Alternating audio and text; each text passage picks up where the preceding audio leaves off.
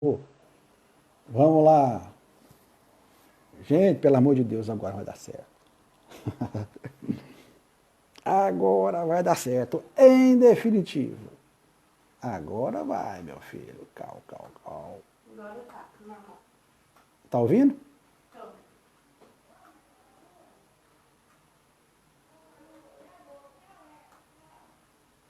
Agora vai dar certo. Em definitivo. Agora vocês podem entrar, galera. Galera. Descobri. Vamos lá, gente. Tadinha, rapaz. Que é isso? Vocês que estão online aí, que já entraram. Cal. Oi. Agora, rapaz, eu lhe disse que aqui, a internet aqui, só a internet que não é europeia. Tá na base da lenha ainda aí. Rapaz, é muito pior. Mas você sabe que, perdoe aí os problemas de internet, mas eu estou numa zona aqui se chama zona, né? Uma zona num sítio aqui bem legal, bacana. É uma zona de classe média bacana, mas olha que interessante. Onde eu estou, no trecho em que eu estou, no trechinho que eu estou, não tem internet fibra. Acredite se quiser. Tem na quadra da lateral, tem atrás, mas não tem no meu prédio. Eu tive que sair, desligar tudo, derrubar 4 vezes e entrar pelos dados móveis. Mas tá bom. Sem Como diz problema. os portugueses, deixa lá ver. Deixa eu pedir a galera, os queridos que estão entrando aí, só para a gente dar um reforço. Pessoal, vai mandando aí o aviãozinho pro pessoal e convida aí para a gente poder alongar esse papo. Vamos lá, sem muitas delongas, sem perder tempo. Cal, é um prazer receber você aqui como meu primeiro convidado. Essa é uma sequência de live que a gente está fazendo, eu estou fazendo, e que eu tenho a honra de ter convidado você e você ter aceitado, né? Muito bom, me sinto honrado de ter sua presença aqui comigo, tá bem? Isso é muito bom, foi bacana te conhecer e agora estamos podendo nos falar aqui ao vivo, né? Muito legal. Já acompanho o seu trabalho aí há um tempo, mas consideravelmente neste último ano passei a assistir mais suas coisas e tal, e tenho um alinhamento de coisas que você fala, que eu gosto muito, que eu me identifico bastante, e eu quero que a gente alongue um pouco isso hoje. Eu, eu quero te deixar hoje também bem à vontade para você poder fluir, transbordar daquilo que você gosta de falar, daquilo que você tem para falar. Você sabe muito bem que a gente carrega uma mensagem, né? Mais do que um escopo, a gente carrega uma mensagem e a gente deixa fluir, né? Uma torneira, né? A gente abre e isso escorre, né? Eu me lembro de muitas lives suas que eu já assisti, ou de pequenas palavras que você coloca na internet, e que o que me vem à memória é bastante isso. É uma torneira que se abre e a água vai correndo, né? E isso acontece por causa da vida de Deus que está em nós, né? Ela vai fluindo e a gente tem vontade de falar e é isso que causa no coração das pessoas, né? Exato. É isso que reverbera, bate lá e gera vida, né? A palavra não volta vazia, né? Eu queria ler um pequeno trecho aqui da Escritura para falar alguma coisinha rápida e depois eu quero te passar para você quicar uma bola aqui comigo, o Cal. Quando está lá no seu Instagram, tá assim, ó, integridade, influência e também governo, né? Integridade, influência e governo.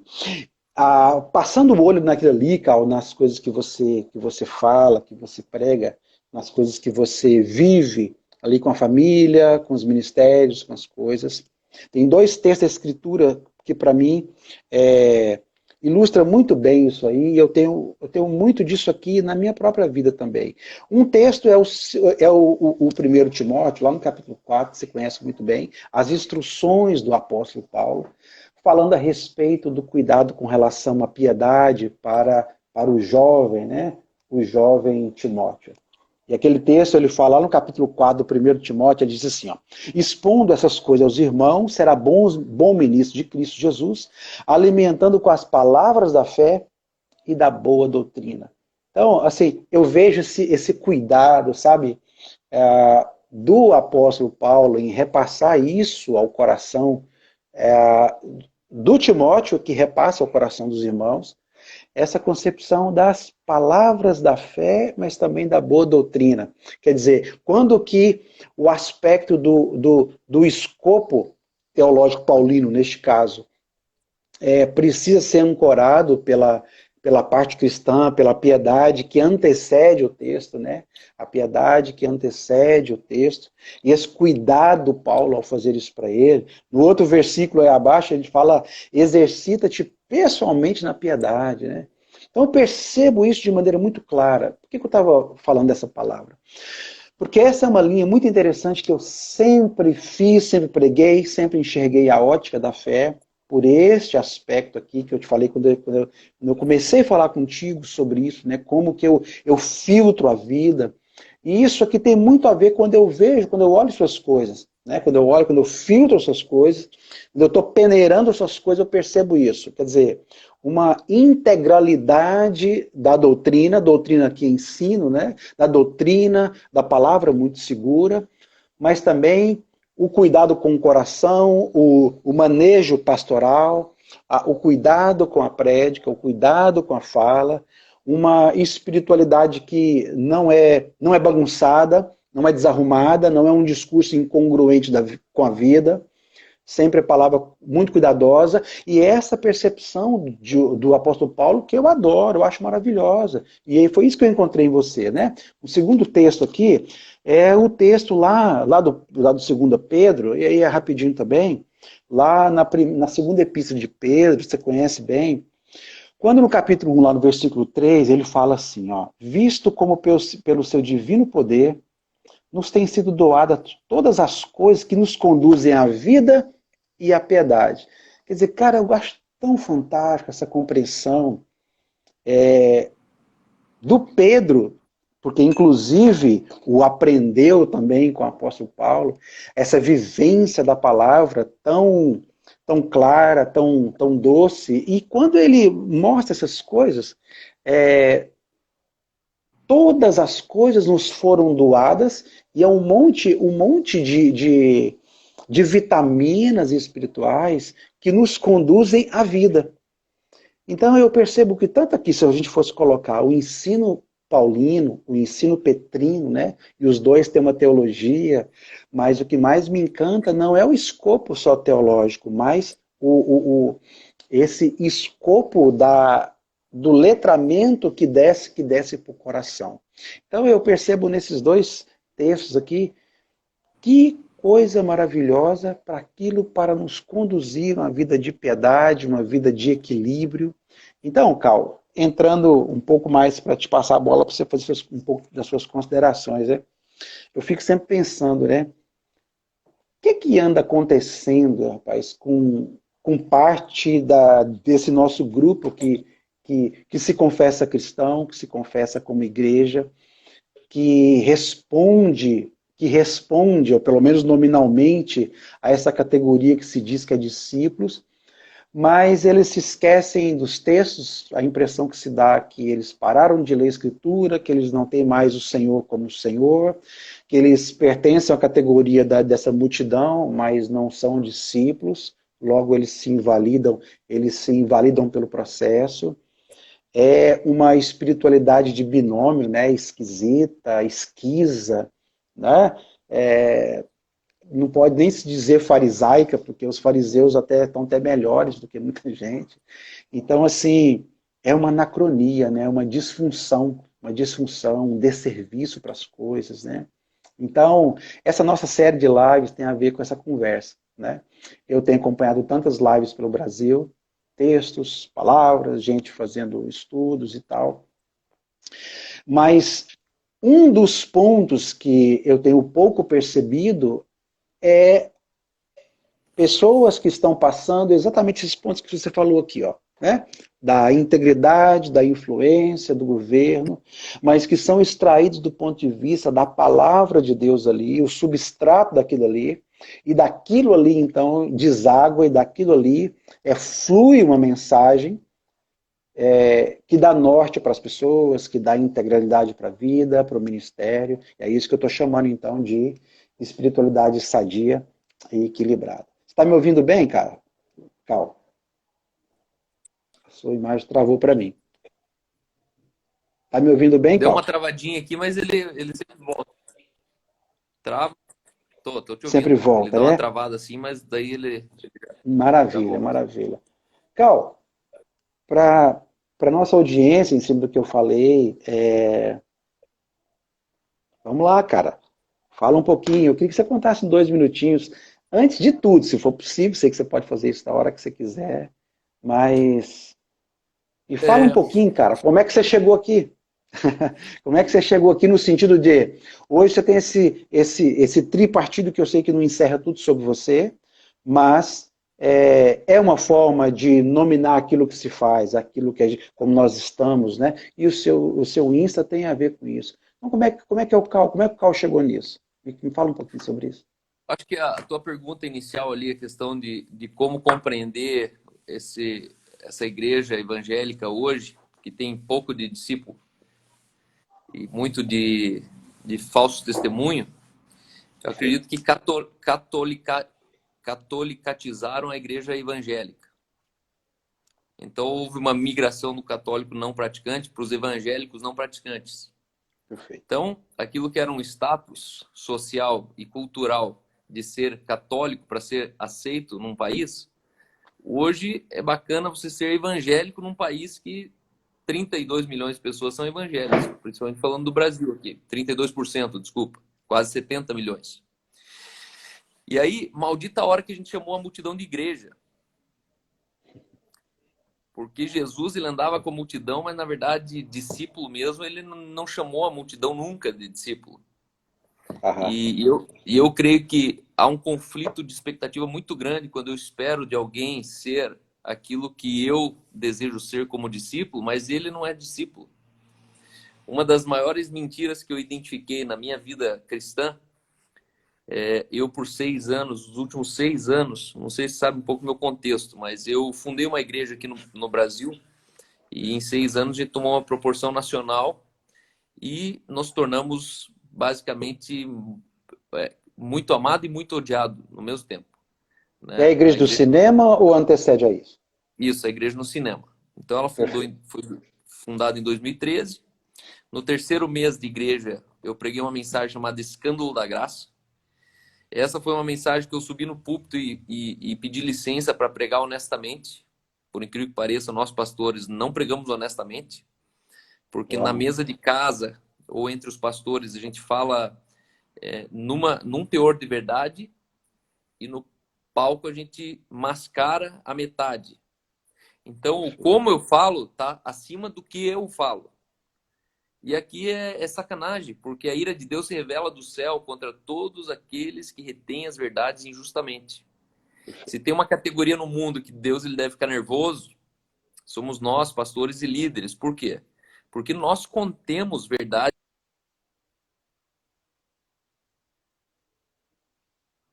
A partir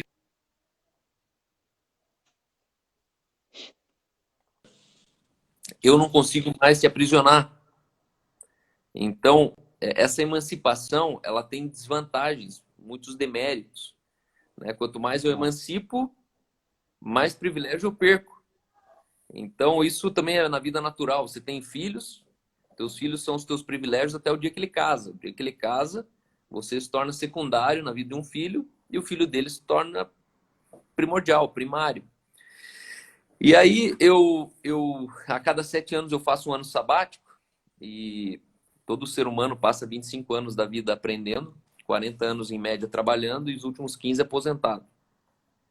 E eu, em vez de esperar a aposentadoria, eu nunca fui um cara que concordou com a ideia da aposentadoria. Para mim, a aposentadoria é você morrer vivo, né? Você Uhum. condicionar seu cérebro a um fim que, na verdade, nunca existiu o fim, né? O cérebro é o único órgão do corpo que, se exercitado, ele não envelhece, né? Então, essa ideia de aposentar e ir para o sítio e ficar esperando a morte chegar pela janela, envelhece o cérebro. E aí, o Olha. que eu entendi? 25 anos eu passo aprendendo, 40 trabalhando, 15 aposentado. Eu peguei 5 anos da minha aposentadoria e dissolvi nos 40 anos de trabalho. Então, nos 40 anos de trabalho, eu fiz 5 ciclos de 7. Então, a cada 7 anos, eu tiro um ano sabático, onde eu paro tudo que eu estou fazendo. E passo um ano em sabático, né? E todos os meus projetos nasceram disso, né? Há um mistério no descanso, há uma graça no descanso. Eu creio que o descanso é um lugar de produtividade, né? As maiores rendas que eu tive na vida foi no período de descanso, quando eu estava me sentindo mais improdutivo. Foi onde minhas rendas mais triplicaram, quadruplicaram. Chegou no ponto de 6 vezes mais, né? E eu estando a 15 mil quilômetros de casa. Então, a partir disso, eu reconheci na minha fala, na minha mensagem, nesses 6 anos, eu identifiquei uma fúria.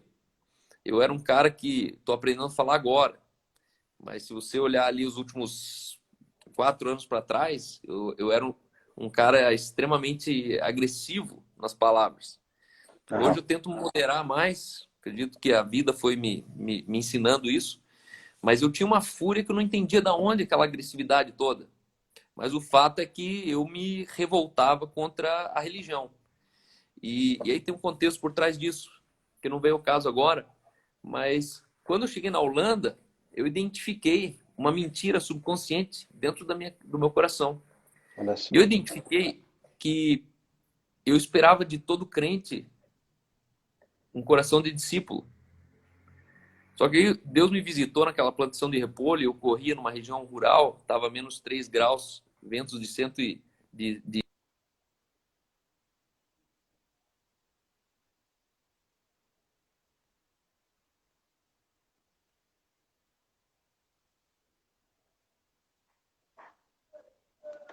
mais ou menos 1 hora de Amsterdã.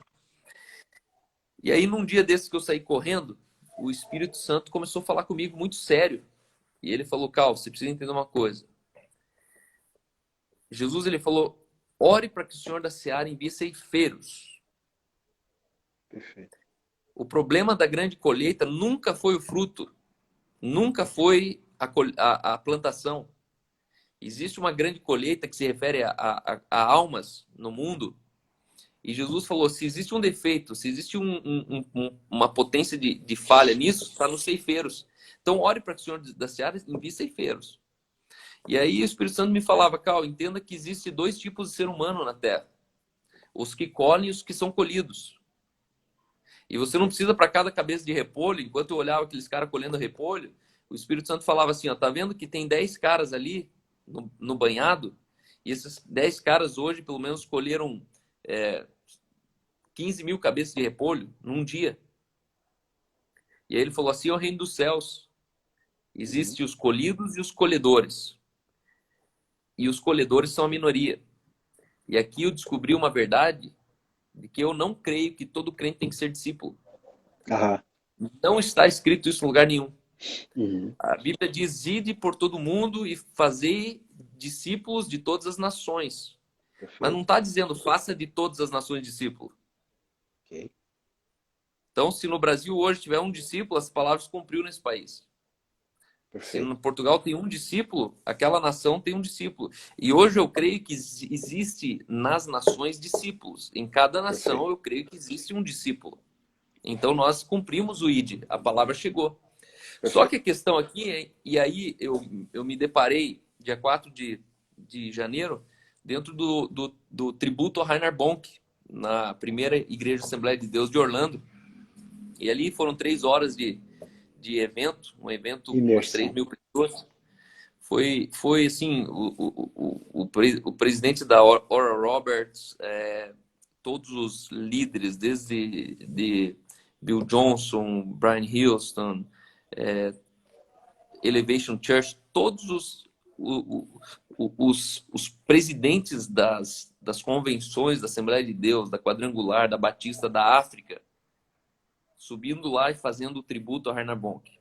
E aí me chamou a atenção que um deles subiu e falou, hoje nós estamos seguramente diante do maior evangelista que a história já hospedou. Olha só. E ali ele colocou Paulo no saco.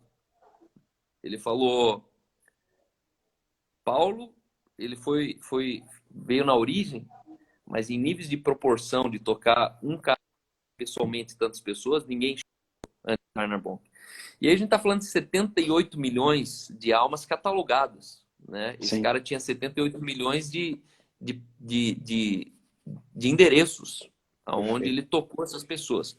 E ali o Espírito Santo simplesmente terminou de me constranger falando assim, para 78 milhões eu precisei só de um discípulo.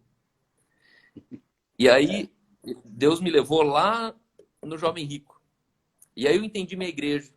Aí eu entendi que igreja não é multidão.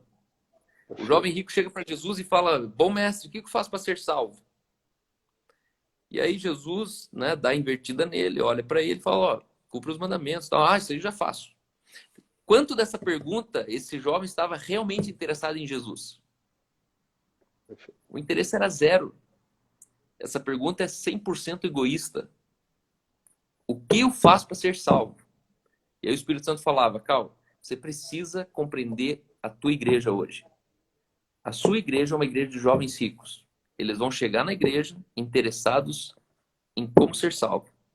Uhum. Aí Jesus olha para aquele cara ali e fala assim: bom, já que você faz tudo isso, se queres ser perfeito, vai e vende tudo, dá aos pobres, me segue. E aqui Jesus ele coloca uma graduação na vida cristã. Jesus fala: é possível você ser salvo, mas existe um caminho mais excelente em você ser perfeito. Nem todo salvo é perfeito.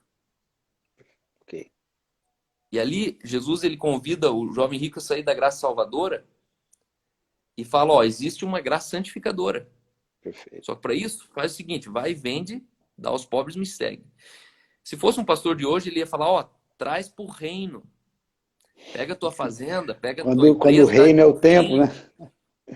Só que ali Jesus estava literalmente rompendo esse jovem com todas as ambições que ele tinha. Perfeito. Quando Jesus fala vai e vende, Jesus está falando: se você quer ser perfeito, primeiro rompa com as tuas ambições e depois assuma as minhas ambições. E esse jovem vira as costas e vai entristecido embora. Aí eu te pergunto: quanto de esforço Jesus fez para ir atrás desse cara? Porque Jesus estava resolvido. Jesus tinha a expectativa certa na multidão. Ele não esperava de um salvo um coração de discípulo.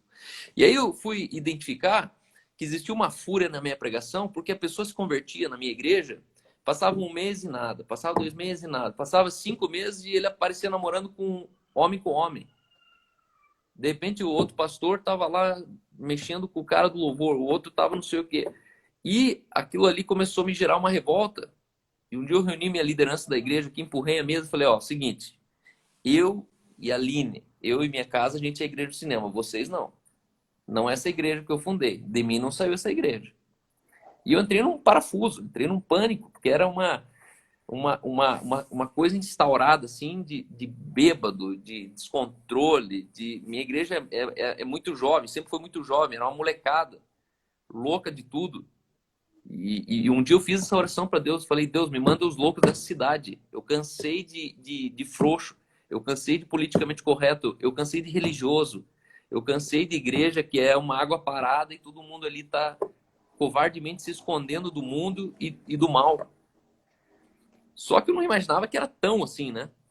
Então, a partir disso, a pessoa se convertia, dava 3 meses, eu começava a pegar pelo colarinho aqui, ó, e começava a trazer para a integridade e influência do governo.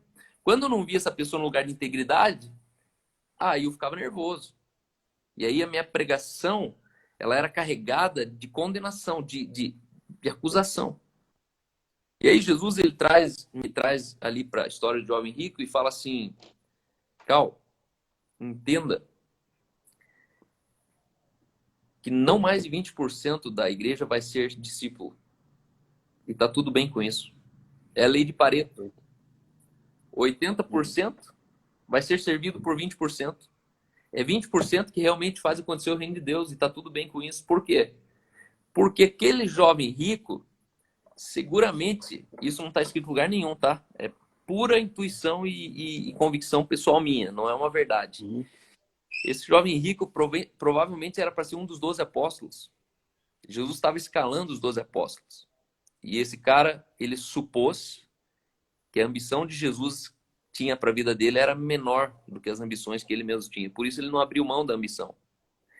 Então, esse rapaz ficou com o nome cinza na história. Ninguém sabe o nome dele, ele ficou anônimo.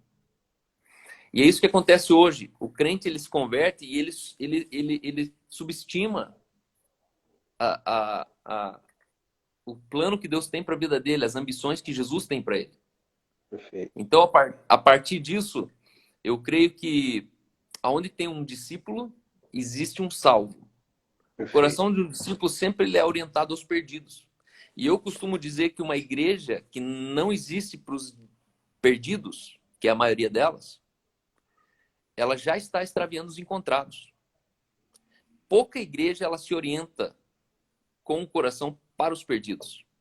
Perfeito. Então, hoje, a visão da minha igreja hoje é salvar os perdidos, discipulando os encontrados. Como que eu faço para salvar os perdidos? Repete a frase para o pessoal pegar. Salvar os perdidos, discipulando os encontrados. Perfeito. E aí a pergunta é, como é que eu faço isso? Põe todo mundo na rua para evangelizar? Negativo.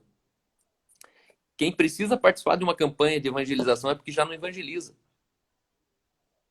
Então, hoje, meu foco não está em salvar ninguém. Meu foco está em fortalecer e discipular 20% da minha igreja, que é a igreja. Todo o resto é multidão. E aí a prova disso é que Jesus nunca chamou 5.000 de discípulos. Maravilha. Jesus não chamou 120 de discípulos. Ele não chamou 70 de discípulos. Por quê? Porque 12 deu conta. Então hoje eu vejo que a efetividade de um discípulo toca uma multidão e está tudo bem com isso. E eu creio que, de fato, a questão não é a performance na terra, mas é a eternidade plantada dentro do coração do homem. E quando essa pessoa ela nasceu de novo, ela é eterna e ponto final. O que vai acontecer depois disso, se ela vai ser missionária, se ela vai trabalhar na África, se ela vai ser empresária, no fundo, tanto faz. Tanto muito faz. Porque a propósito do evangelho não é transformar as pessoas em crentes. A proposta do evangelho é transformar as pessoas em gente. Perfeito. É devolver para as pessoas o direito humano de ser. Aí é aquele disfuncionamento que eu estava falando, né? Fica uma coisa esquisita, porque a pessoa não consegue ser nem do mundo e não consegue ser nem de Deus. E fica um trem híbrido.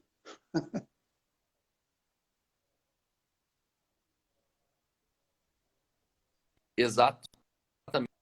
Então, hoje, integridade, influência e governo é o meu foco para 20% da minha igreja, que são os filhos da casa, são os meus discípulos, literalmente meus discípulos. Só que lá no shopping center, lá não é integridade, influência e governo. Lá eu entendi que eu preciso proclamar fé, esperança e amor. Perfeito. Hoje, os meus pastores de campus, eles não são recomendados em pregar integridade, influência e governo dentro do shopping center. Lá onde a gente prega é o nosso movimento. Então, hoje eu entendo que dentro da minha igreja existe um movimento chamado Igreja no Cinema. Perfeito. É lá que nós tocamos a cidade, é lá que nós fazemos um culto totalmente orientado por não crente. Perfeito. E ali a gente tem amor, fé, esperança e amor. Porque não faz sentido eu propor um caminho de integridade para quem não teve encontro com amor. Então, as pessoas estão conseguindo ser crentes vivendo um cristianismo sem Cristo, vivendo a generosidade sem amor. Por quê? Porque eles assimilaram como uma cultura. Então, eu sou um crente, culturalmente crente. E aí, eu chamo de evangélico. A gente é mais evangélico, no final das contas, do que realmente renascido. Uhum. Então, hoje, integridade, influência e governo, e aí a igreja que eu pastorei à noite eu faço um culto para esses voluntários e pastores que de manhã fazem os campos acontecer. Então, a visão da nossa igreja é multicampos na cidade, onde cada mall a gente aluga um cinema pela manhã, faz um culto totalmente com uma frequência, uma cosmovisão, uma abordagem, uma linguagem totalmente para qualquer pessoa. Se é crente, se não é crente, se é homossexual, se é rico, se é pobre, se é branco, se é negro. A gente toca as pessoas baseado naquilo que é a humanidade. Porque o humano se fez divino para que o divino se fez humano para que hoje nós humanos pudéssemos ser divino. Então, nós hoje somos divinamente terrenos. Quanto mais humano eu for, mais divino eu vou ser. A divindade hoje, depois da cruz, ela se revela à medida da humanidade que eu vivo. E as pessoas elas estão tentando sair do caminho de humanidade e alcançar um caminho de divindade. E aqui que é religião. A religião ela sempre vai te macaquear. Ela sempre vai querer te impulsionar para você se espiritualizar. Você precisa alcançar a espiritualidade. Só que não. Jesus ele não julgou por usurpação ser igual a Deus. Antes, a si mesmo, ele se esvaziou assumindo forma de servo. Perfeito. E aí ele sai da divindade, assume um caminho de espiritualidade, de humanidade, e por 33 anos ele nunca se pronunciou ou julgou por usurpação ser igual a Deus. Ele sempre ficou aqui na imanência, né? E todo mundo querendo ir para lá e falou, gente, é aqui, é aí embaixo. Isso. A coisa acontece aí, né? Ele provou que a nossa natureza, sendo divina, ela existe para devolver para a gente o direito humano de ser. Perfeito. Só que o homem redimido. Então, hoje, nós não queremos ser humanos tentando alcançar o caminho de espiritualidade, como a religião sempre falou para nós. Você tem que jejuar, você tem que orar 3 horas por dia, você tem que... Não, você não tem que nada. Você tem que ser um homem que vive a vida na plenitude. E essa plenitude é no poder do Espírito Santo, no fruto do Espírito Santo. Essa plenitude é uma vida de perfeição. Eu creio na vida de perfeição. Tiago ele fala assim, ora, a perseverança deve ter ação completa para que sejais íntegros, perfeitos e em nada deficientes. Esse é o padrão de vida que eu creio para quem entendeu a redenção. Quer dizer, isso que você falou foi muito visto, né, por aquele apóstolo na China que você bem conhece, que é o Watchman Nee, e depois levado pelo Witness Lee, né, que é a salvação judicial e a salvação orgânica, né? Quer dizer, essa salvação orgânica, só trocamos o conceito, mas a ideia principal é justamente essa, né?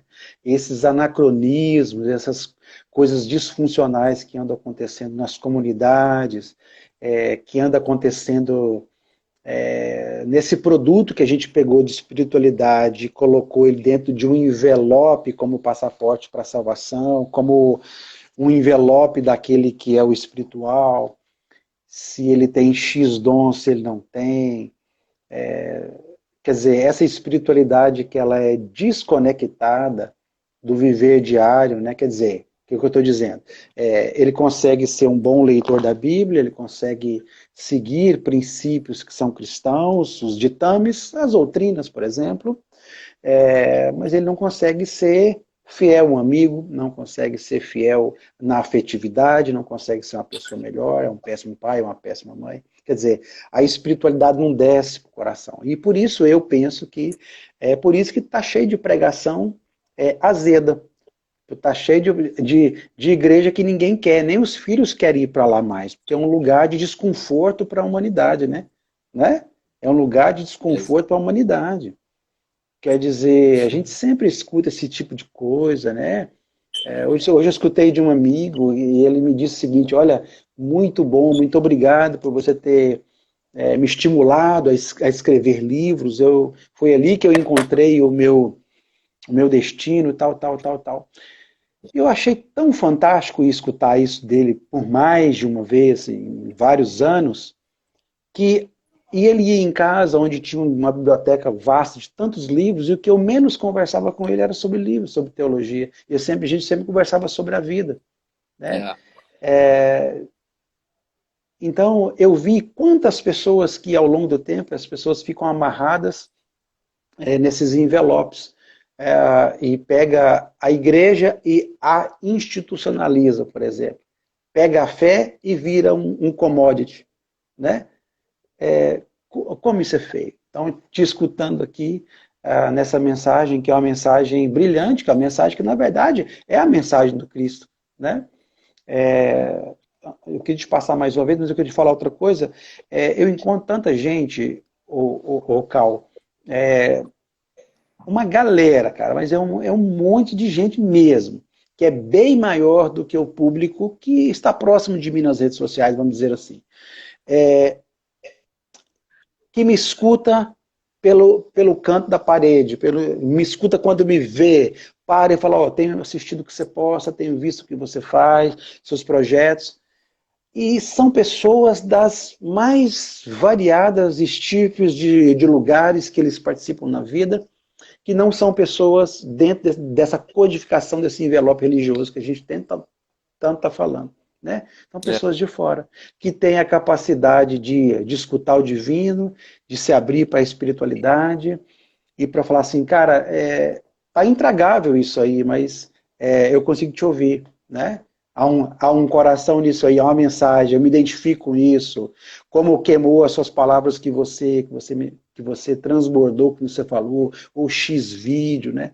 Então isso é muito bom. Eu estou aqui cá pensando no seu público, né?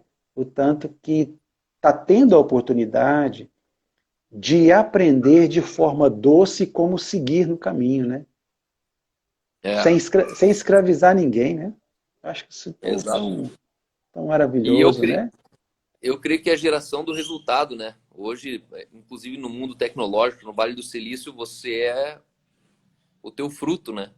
Então você não precisa convencer mais ninguém numa teoria. Você só precisa chegar e mostrar o produto, mostrar o teu resultado. E eu sempre falo para as pessoas, né? Eu tenho muita resistência no que eu prego, porque quem não crê duvida. E o religioso, ele é incapaz de crer. O religioso não tem fé. Ele tem ele tem uma, por isso que o religioso ele quer a prova de tudo. Uhum, Por quê? Porque ele não tem capacidade de crer. O que é crer? É a fé inocente. Então, hoje eu sempre digo, não concorde comigo, concorde com meus resultados. E aí eu estou falando de resultado de 28 anos de cristão, né? 25 perfeito, anos, de 13 anos de casamento. perfeito. De Hoje minha esposa, ela vive mais comigo já em vida do que com a mãe dela, né? Minha primeira namorada. A maneira que eu sou em casa é a maneira que eu sou fora de casa. Né? Perfeito. Eu não ligo o modo crente para ninguém. Por quê? Porque o crente que eu sou é o crente aprovado por Deus. Né? Então, é algo assim fantástico que eu creio que o resumo de tudo isso que a gente está falando é que a gente chegou numa era onde uma geração entendeu que você não é o que você faz, ponto final. Você é o Perfeito. que Deus diz que você é, ponto final. Se você fizer coisas grandiosas, Deus não te ama 1% a mais. Assim como se você fizer coisas terríveis. Deus não... Porque nós somos salvos pela graça mediante a fé, e isso é dom. Uhum, perfeito. Se é dom, é É, presente. Dom significa presente. Não de obras para que ninguém se glorie. E aí a pergunta é: obras podem salvar alguém? Não. E a resposta é: então quem inventou que obras têm poder para condenar alguém? E o pecado não passa uma uhum, obra.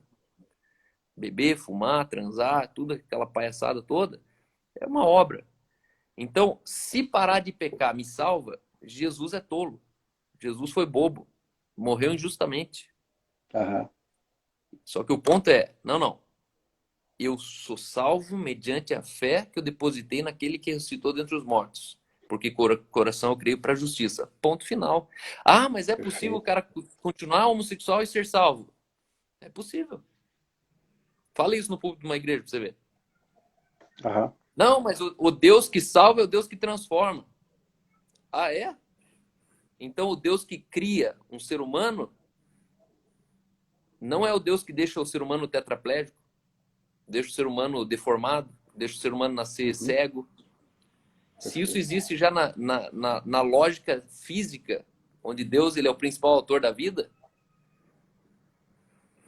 no espírito isso também existe. O herdeiro, enquanto ele é menino, ele é igual ao escravo. E aí eu entendo que hoje a vida de pecado das pessoas é uma questão de maturidade, não de maldade. Perfeito. Quando eu era menino, eu falava como menino, eu pensava como menino, eu fazia as coisas de menino. Só não esqueça que você é renascido, você tem um pai, você tem cara de escravo, você fala como escravo, você Perfeito. pensa como escravo, mas você é filho. E essa é a minha O mensagem Cal, hoje, lembrar as pessoas do pai que é, elas têm. E as pessoas nem se dão conta de que atrás da fala do apóstolo Paulo, por exemplo, está ali atrás um ser humano. E ele revelou isso de maneira muito clara no Romanos, quando ele fala: aqui habita uma outra lei, o bem que eu quero eu não consigo, e o mal que eu não quero é esse que eu faço. Então, é o tempo todo. Então, se você conseguir fazer uma linha assim, bem tênue, você vai ver que o cara já queria tirar a sua própria vida, enfim, o tempo todo você percebe ele segurando essa peteca da existência, né? Então, só que isso não está tão claro, né, nas coisas, né? Então, assim, é muito bom te ouvir falar essas coisas. Eu queria te fazer umas três perguntas que você falou, mas é porque eu acho que está caminhando aqui para o final. A primeira pergunta, se você conseguisse dar um. Não sei, você falou, mas vamos tentar definir um pouquinho mais. A primeira pergunta é: o que é espiritualidade para você? O que você pode definir? A espiritualidade para mim não é ser espiritual, não é ser espiritualista. Perfeito. Espiritualidade é uma matéria de onde a Perfeito. gente nasce de, né? Então, eu creio que existe o homem natural, que é o primeiro Adão, que é a alma vivente. Essa alma vivente é uma psique com uma grande massa. Essa psique com uma grande massa, ela pode ser espiritualista, mas não consegue ser espiritual. Existe o último Adão, que ele é espírito vivificante. E aí ele é uma pneuma com uma grande massa. Essa massa se chama bios, que é o corpo. Então, hoje, eu não creio que nós temos alma. Eu não creio na tricotomia. Por quê? Porque se eu tenho espírito, o corpo vai para a terra, o espírito vai para a eternidade e a alma fica onde? Essa pergunta ninguém responde. Só que a alma é mente, vontade e emoções. Quando a gente fala da pessoa do Espírito Santo, isso me faz entender que o Espírito Santo tem uma alma. Deus tem uma alma. Eu, como alma vivente, eu tinha uma alma. Só que o que é alma? Mente, vontade e emoções. Agora, eu estou crucificado com Cristo. O que foi crucificado com Cristo? Minha alma. Já não é mais a minha alma que vive, mas agora Cristo vive em mim e esse viver que agora eu vivo pela fé. Então, se é Cristo que vive em mim, eu e ele somos um. O Espírito dele em mim é eu nele. Então, espiritualidade é entender de quem você nasceu. Espiritualidade é o ser eterno que eu já sou, não que eu vou entrar na eternidade. A gente fala como eternidade um lugar que eu vou. Ah, você vai para a eternidade. Mas não, eternidade é um lugar que eu sou. Por isso que aquele que crê em mim passou da morte para a vida. Ainda que ele morra, ele é. Então, estar vivo não significa ser eterno. Assim como morrer não significa deixar de existir. Então, Deus, ele é espírito. Por quê? Porque Deus não existe. Os ateus estavam certos quando eles falaram que Deus não existe. Porque tudo que existe foi criado. Deus nunca foi criado. Só qual que é o nosso problema? Que o ser humano que nasce hoje, ele só existe, mas ele não é. E isso é nascer do espírito. E o espírito é a única coisa que herda a eternidade. Por isso Jesus falou: eu sou o pão da vida. Quem come de mim, vive eternamente. Quem não come, já está condenado. Condenado a quê? A condenação de Adão. Do pó ele veio, do pó ele voltará. Essa ideia de inferno que disseram para nós, eu ainda não terminei minha síntese sobre isso. Mas eu duvido que alguém vai para o inferno. Por quê, Cal? Porque o homem que inaugurou o pecado não foi condenado para o inferno. Qual que é a maior condenação do homem? É perder o direito da eternidade.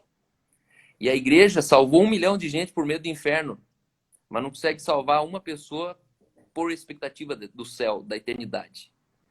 Então, calma, mas aí o jovem, o rico e o Lázaro, e o ranger de dentes, aí eu consigo explicar tudo numa teoria, mas como teoria cansa, eu entendo o seguinte: antes da cruz,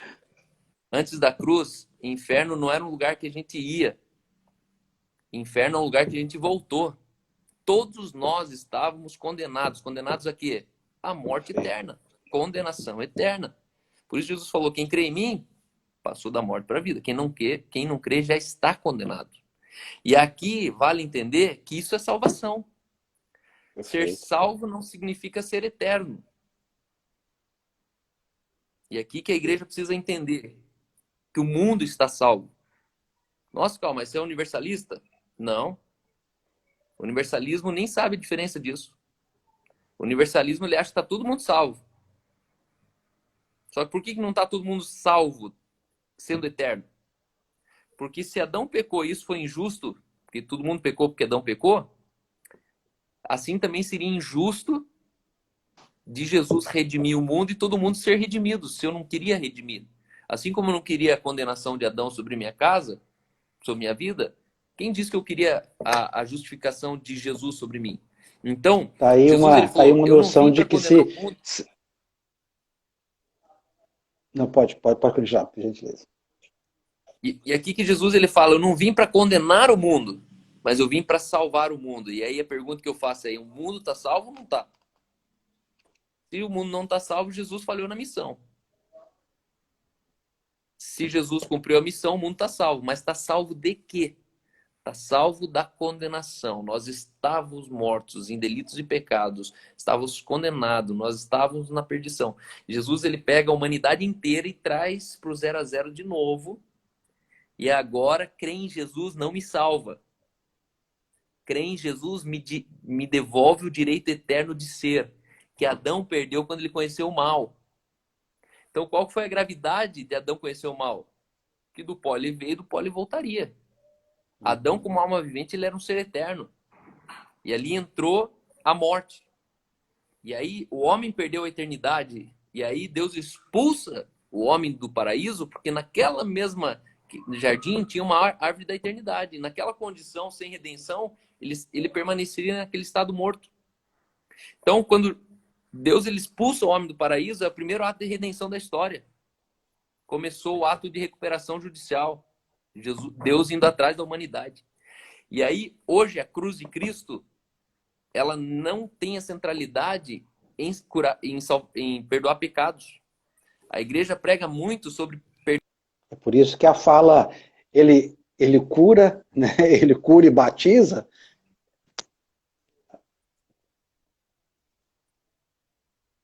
como?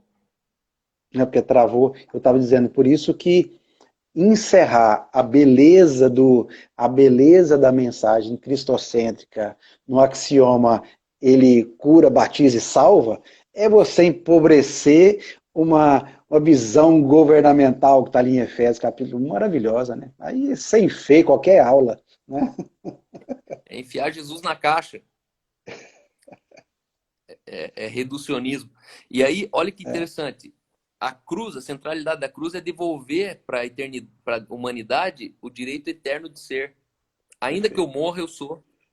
E aí acabou, irmão. Acabou, não existe mais morte. Hoje, os evangélicos, eles estão adorando o Deus, estão adorando o sobrenatural, mas estão esquecendo do Deus sobrenatural. Hoje eu falava com um amigo, eu falava assim, cara, os caras pensam que é grandes coisas Jesus ter ressuscitado Lázaro.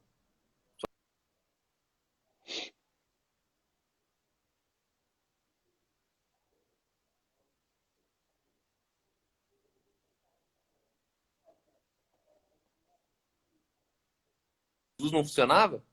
Aí o evangelho não funcionou? Inclusive funcionou muito pouquinho, né? Porque ele acabou de ressuscitar. Se você descer ali menos de 10 versículos, o texto fala assim, e tentava matar Lázaro de novo. É isso aí. Então, Então, quando eu olho tudo isso, esse crentinho da salvação, da cruz, é o crentinho que ele está preocupado que eu fico doente ainda. Não, mas ele não carregou sobre si os nossos pecados? Isso, ele carregou, só que o teu corpo, ele é temporal dentro de um mundo caído. Então, se existe um lugar que você ainda pode ser imperfeito, é no nível físico. Por isso que a gente fica doente. Agora, se você tiver um corpo glorificado, aí você não ficaria doente. Então, as pessoas, o cara me perguntou hoje, mas Cal, mas se Jesus já levou tudo, então por que eu fico doente no corpo? Porque o seu corpo não é redimido. Se existe um simples. lugar ainda que o pecado ele pode E aí o cara até falou para mim assim, nossa, mas eu não fico doente. Eu falei, claro, você é espírito vivificante. A saúde do corpo começa na mente. E aí eu creio sim que quanto mais crente você é de verdade em Jesus, menos inflamações você vai ter, menos Perfeito. distúrbios, menos... É tudo cerebral. Intestino é cérebro. É Há uma tudo questão quântica e profética em cima disso, é natural entender isso, né? isso. E aí que a gente tem que pegar dois objetos de estudo.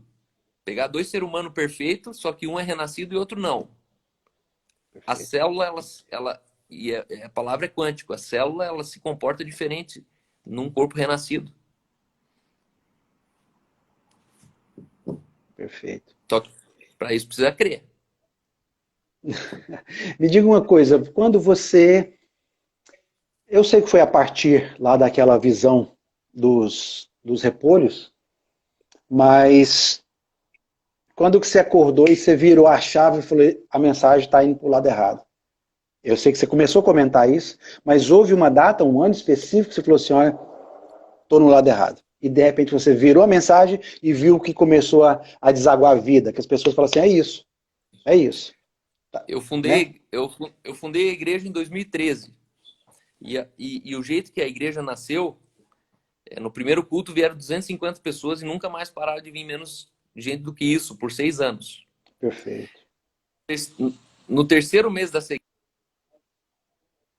igreja, eu preguei uma mensagem chamada Escândalo da Graça, que hoje é a mensagem mais perfeito. ouvida no YouTube.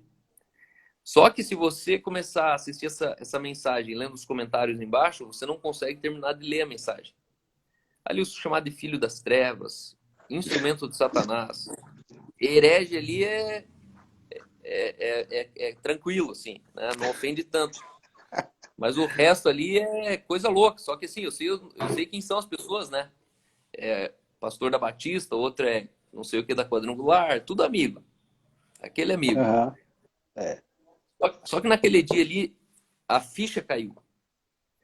Quando um pastor soltou a seguinte frase um dia anterior e disse: irmão, vocês precisam entender uma coisa, você nasceu completo. Cara, quando isso deu uma hipnose. O nome é Escândalo da Graça. Tem umas perfeito. 37 mil visualizações.